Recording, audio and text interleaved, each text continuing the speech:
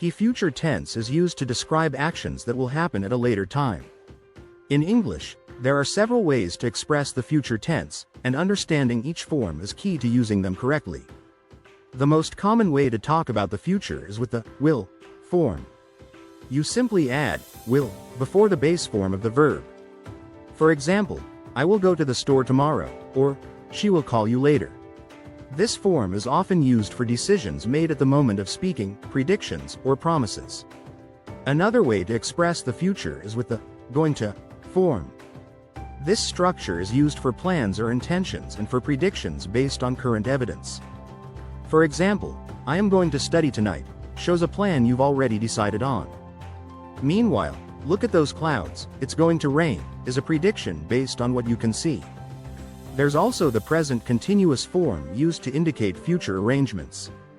This is typically used when you're talking about something that's already been planned or arranged. For example, I am meeting my friend at 5 p.m., or they're flying to Paris next week.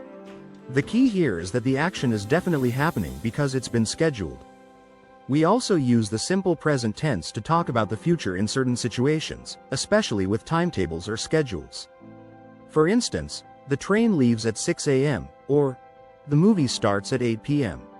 Even though these sentences are in the present tense, they refer to future events because they're fixed by a schedule. Finally, the future perfect tense describes an action that will be completed before a certain point in the future. For example, by this time next year, I will have graduated, or she will have finished her work by 5 p.m.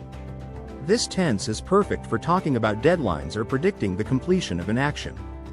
In summary, understanding the future tense in English involves knowing when to use will, going to, the present continuous, the simple present, and the future perfect forms.